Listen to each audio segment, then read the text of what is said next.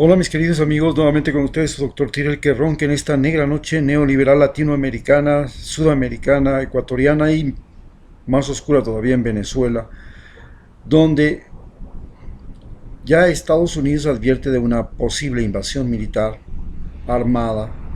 Lo dice Mike Pompeo, su ministro de Relaciones Exteriores, y no tiene conciencia de la diferencia entre lo que es una acción militar en la Segunda Guerra Mundial de tipo guerra relámpago, que fue la que propuso Hitler y exitosamente la llevaron a cabo, por ejemplo, en Libia y la llevaron también a cabo en Irak.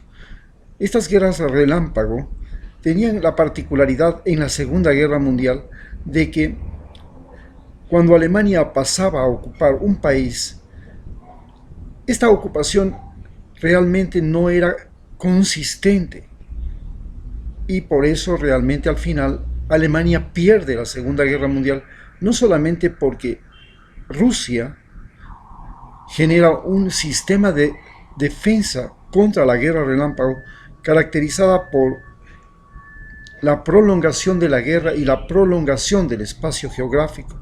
Es decir, el ejército alemán tenía la facultad, la capacidad de atacar países que tenían muy bien desarrollado su sistema de comunicaciones, sus vías, sus medios de transporte, etcétera, etcétera. Pero ir a atacar a un país de las proporciones de Rusia era algo que tenía que tener otras consideraciones. Por ejemplo, la consideración del invierno, que es mucho más crudo en Rusia que en ninguna otra parte del mundo.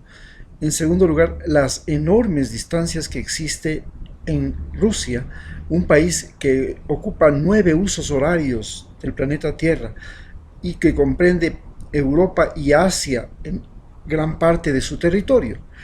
Pretender una guerra donde el abastecimiento era insuficiente solamente con extender, con hacer retroceder al ejército y llevarlo, por ejemplo, detrás de los Urales, donde transportar los suministros desde Europa hasta el territorio ruso resultaba imposible para el ejército alemán, fue un sistema simple de derrota. Pero después de la Segunda Guerra Mundial, estos sistemas de guerra relámpago que se basaban fundamentalmente en el desarrollo tecnológico de máquinas asesinas, tuvieron éxito, por ejemplo, en la consumación de la derrota de Japón. No fue una guerra relámpago la guerra contra Japón, pero el lanzar la bomba atómica sobre Japón significó un renacer de la guerra relámpago. Simplemente una sola acción militar significaba la derrota contundente del enemigo. Es así que Estados Unidos planificó que una acción militar contundente con misiles Tomahawk, con bombas de alta capacidad explosiva, ¿sí?, con sistema de movilización de tropas donde sus hombres pueden producir un gran daño. Recordemos que en Estados Unidos, ya desde la Segunda Guerra Mundial, por cada soldado norteamericano que ha muerto en combate, hay 1000 personas de ese país que ellos han invadido para atacar, que han muerto. En Irak murieron 5000 norteamericanos y se estima que la población de muertos en la guerra de Irak es de 5 millones de seres humanos. Es decir, por cada muerto norteamericano mueren 1000 personas.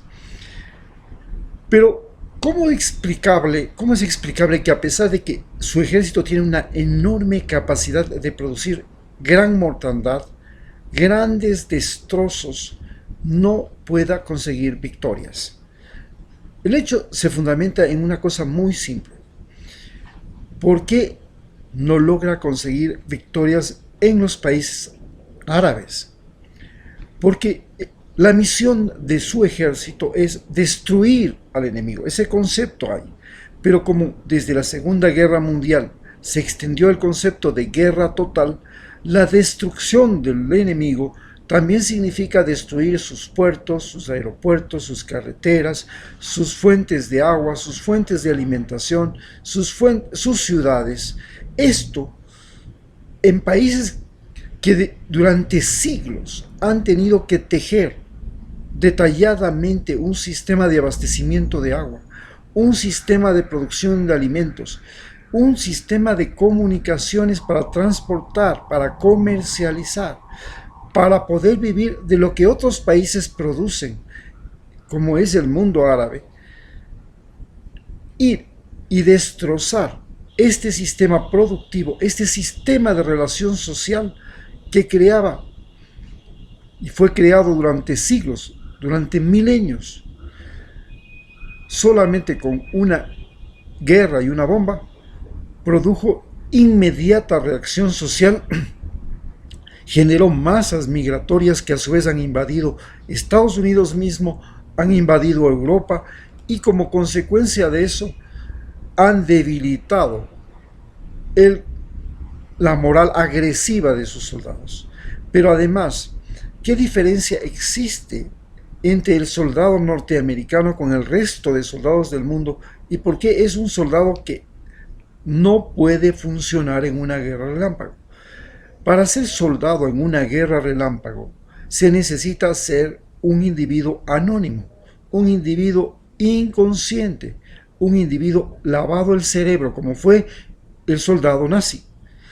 En cambio, el soldado norteamericano es un individuo que es apreciado por su país. Su muerte es considerada por la prensa, por sus familiares.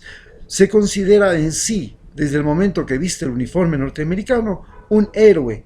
Y esto significa que no puede ser considerado nunca un individuo anónimo. Cuando muere un soldado norteamericano, para Estados Unidos es una conmoción. En la guerra de Vietnam perdieron 50,000 soldados, pero los vietnamitas perdieron casi 7 millones de seres humanos, pero eran 7 millones de seres humanos anónimos. En cambio, los 50,000 soldados norteamericanos tenían familiares, eran recordados, tenían cementerios, tenían gente que los recordaba y muchos de ellos quedaron mutilados y pasaron a ser una carga social para Estados Unidos. Una carga muy difícil porque ellos fueron los que trajeron la drogadicción como una moda a Estados Unidos. Porque el ejército norteamericano, para poder suprimir la conciencia de sus soldados, utilizaba el rock y la música en sus aeronaves, de manera que cuando bombardeaban con napalm no les causaba ninguna emoción, ningún sentimiento de lástima y compasión, porque estaban drogados. Este ejército de drogadictos regresó a Estados Unidos y propagó el uso de la droga en Estados Unidos, es decir, fue una derrota moral. No solamente que fue una derrota militar, sino que destruyó la sociedad norteamericana y ahora la ha convertido en una sociedad de consumidores de droga. Estas susceptibilidades del ejército norteamericano hacen que una invasión a Venezuela sea realmente algo que va a afectar muy seriamente a su ejército. Primero, porque no está preparado para hacer una guerra relámpago en un país como Venezuela. ¿Y por qué? Porque al lado, en Colombia, la resistencia guerrillera ha ejercitado durante más de 60 años la guerra de resistencia. Y la guerra de resistencia ya tiene gente, líderes, personas formadas. Cuba ha preparado también un ejército de resistencia. Y este ejército y una población, no solamente un ejército, una población para vivir la resistencia. Y entonces se enfrenta a un ejército que tiene la capacidad de asimilar la experiencia de Venezuela, de Colombia y la experiencia de Cuba para crear una forma de resistencia. La resistencia para el ejército norteamericano es lo peor que puede existir, porque es el ejército más caro del mundo. Y este ejército más caro del mundo necesita para poder vivir, convertir a cada conquista en un buen negocio. Necesita llegar y tomarse los pozos petroleros y la riqueza minera de Venezuela para poder financiar, para compensar, para decir que fue útil la invasión. Pero si no sucede eso, si el mundo entero se opone a que empresas norteamericanas vengan y se apropien de una riqueza como lo hicieron en Irak, como lo pretendieron hacer en Siria, y le dicen, no señor, en lugar de apropiarse, ¿por qué no simplemente lo compra? Si usted necesita petróleo, haga lo que hacen todos los países del mundo, cómprelo pues. ¿Por qué tiene que ir a apropiarse? Si usted necesita oro, cómprelo pues. ¿Por qué tiene que ir a apropiarse? Entonces, esto hace que el mundo entero reaccione contra una invasión que tiene la finalidad de apropiarse de las riquezas de otro país. A nadie, a ningún país del mundo le va a gustar que otros países, en lugar de comprar bananas de Ecuador, vengan y se tomen las plantaciones bananeras. Eso no lo van a aceptar. Esto es lo que está pasando en Estados Unidos. Y por eso, una guerra de invasión, no solamente que confronta al ejército ruso, que es el ejército de resistencia más exitoso de la historia. Resistió a Napoleón, resistió a Hitler, y va a tener la posibilidad de resistir al ejército norteamericano, y a pesar de que es en el otro lado del planeta, no es su territorio, está muy lejos de su territorio. Sin embargo, ya ejercitó en Vietnam lo que es la educación de la resistencia militar, y gracias a este asesoramiento, no solamente en Vietnam, sino en África, logró que estos países, Vietnam y casi todas las colonias europeas de África, se liberaran, solamente dando asistencia y dándoles armamento. Convirtió al Kalashnikov en el símbolo patrio y la bandera nacional de muchos países liberados en África. Por tanto, enfrentarse en Estados Unidos en la punta de su nariz también representa otro gran problema. Significa que esta ola migratoria que ya está invadiendo Estados Unidos, porque vive en el continente más rico del mundo la pobreza más infame, esta ola migratoria que ya está golpeando las puertas de la frontera sur, inmediatamente va a asaltar el muro de Donald Trump, se le va a reír en la cara, como ya se le están riendo. Aquí la gente es experta en subir palmas, se van a subir por esos muros sin ningún problema, y ya lo están demostrando, y van a caer al otro lado. Y en el otro lado, ustedes van a tener que confrontar el problema de los derechos humanos. ¿Por qué? Porque es una sociedad donde los derechos humanos existen como parte de su estamento judicial, y no podrán torturar, matar, violar, asesinar, separar niños sin que la justicia norteamericana actúe contra los que hagan estas acciones. Entonces tienen un elemento en contra, que es su propia moral.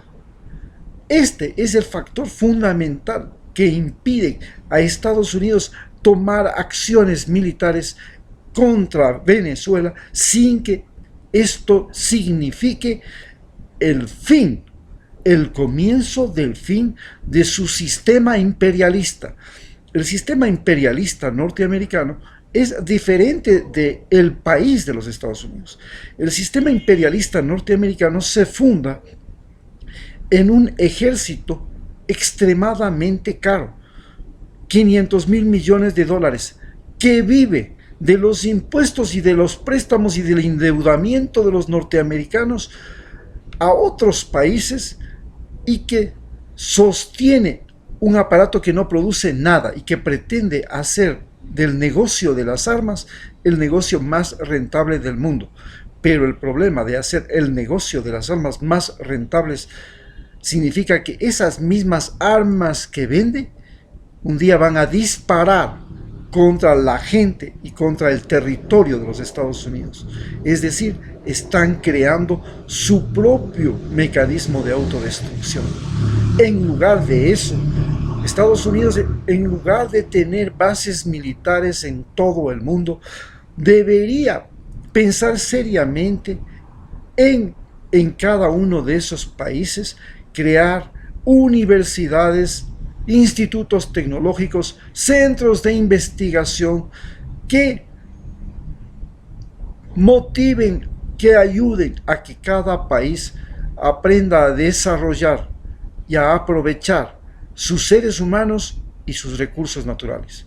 Muchas gracias.